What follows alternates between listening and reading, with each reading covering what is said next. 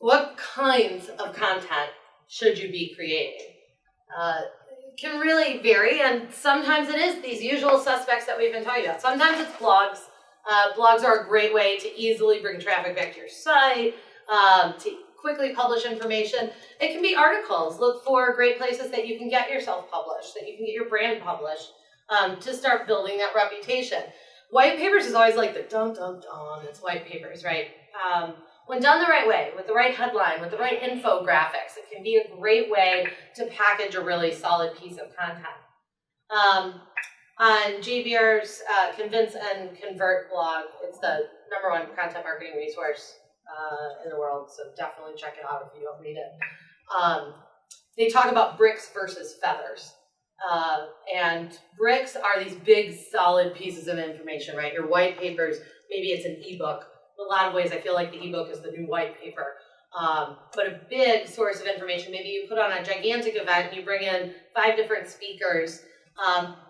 Be ready to repurpose that content. And then the feathers become these smaller pieces of content that you can continue to repackage and share again.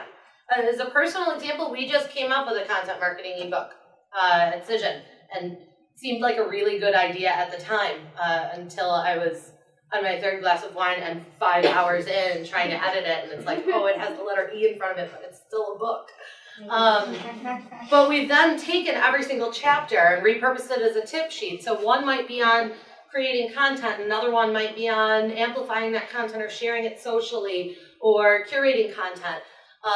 And then we've taken little snippets of studies or interviews that we did, somebody that we quoted and wrote a blog post about it, created an infographic around some of the stats. So really, as you think about an editorial calendar, because that's the challenge is coming up with all this content, think about just like one really solid piece of research, one study every single quarter that you can then repurpose. And maybe it's across industries. Maybe if you're a consumer brand, you want to think about targeting fashion, targeting travel, and maybe moms or whatever it is, and take that content and find real life examples that you can switch that out.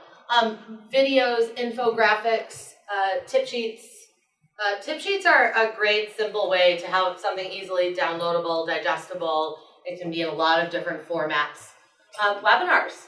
Webinars are a great way for a brand to really start engaging, because I think one of the biggest struggles, and I'm probably jumping ahead of myself here because I think that's why I'm this. So one of the biggest struggles I think is that when we think about our content marketing, we focus solely on our prospects. How do I get new customers? How do I generate more leads? And we forget about our current customers. We forget about the people that we want to be customers for life, that we really want to retain, that we want to keep motivated on a consistent basis to want to work with us. And there are great ways to be able to start sharing insights through webinars, through events, to keep our current customers really engaged. So really, when you think about this, think beyond articles and blogs. There are lots of other things besides these standards, the usual suspects that we talked about. Sometimes it's answers. If you have kind of a confusing brand that has a lot of different aspects, check out anything from Quora to Yahoo Answers. See what people are saying and where they're asking these questions, and you're making yourself useful. I'm going to quote Jay Baer again because I'm a huge fan. He wrote a book called Utility, but it's Y-O-U, utility. But it's all about creating helpful content. That's what really makes you sticky. If people remember that you helped them, that if you gave them something that they would have normally paid for, that they were seeking information on, they're going to stay engaged with your brand, and that's going to help them get to that buying decision, to really stay loyal.